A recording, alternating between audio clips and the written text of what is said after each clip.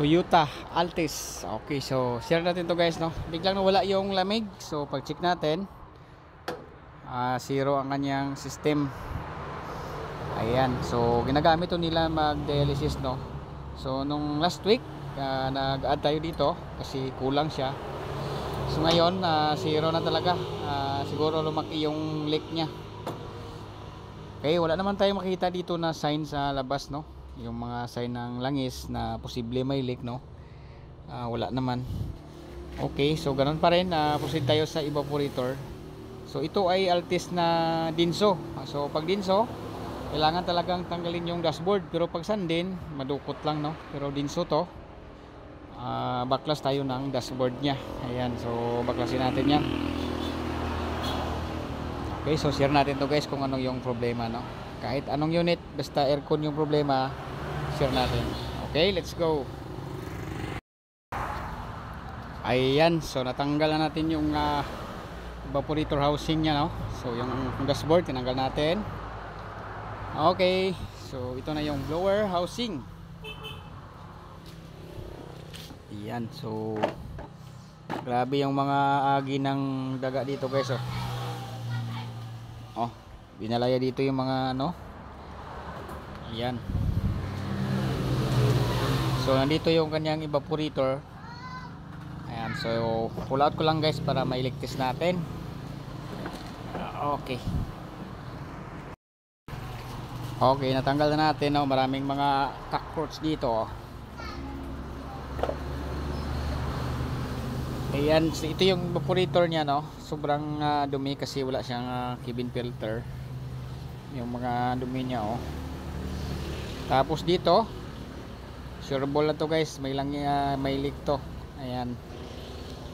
So binalik ko lang muna yung expansion valve nya sa kapiting dito para makapaglagay tayo ng ating pangligtis para malagyan siya natin ng pressure para ma-mixture natin na kung may leak to. So pag may leak, palit tayo ng bago kasi sa itsura niya pa lang, no, medyo luma na. Ayan. Okay, so ito na guys, may pressure na. So confirm, no, may leak siya. Dako gid yang sungaw. Oh. Yan. Yun po kasi nag-zero yung system kasi malaki yung butas niya, leak. So pagpalit tayo ng bagong evaporator guys, no. Okay na po si customer na palitan kasi kailangan nila itong sasakyan sa kanilang pasyente. So yung dalawang leak kaya guys, oh, mayroon pa dito. Ayan, so okay na.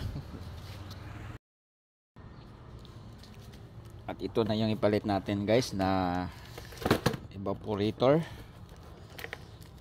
Ayan, so ito yung kanyang resibo, 19 ang kanyang bili.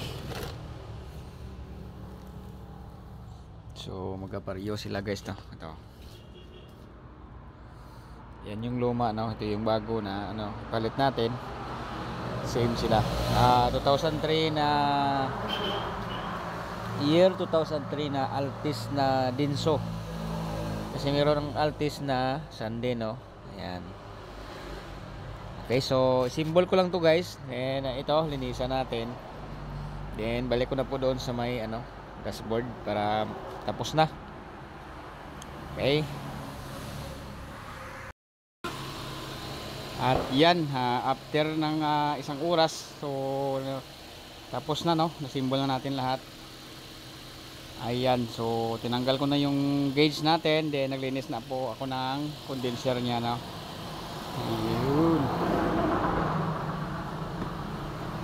So yan guys, naibig na natin, no. So ito, hindi na natin ano yan kasi pagdating dito ganyan na po yung unit kasi medyo luma na.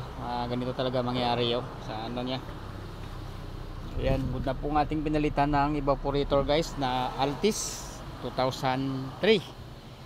So yun lang ating ma-share dito. Thank you for watching and God bless po.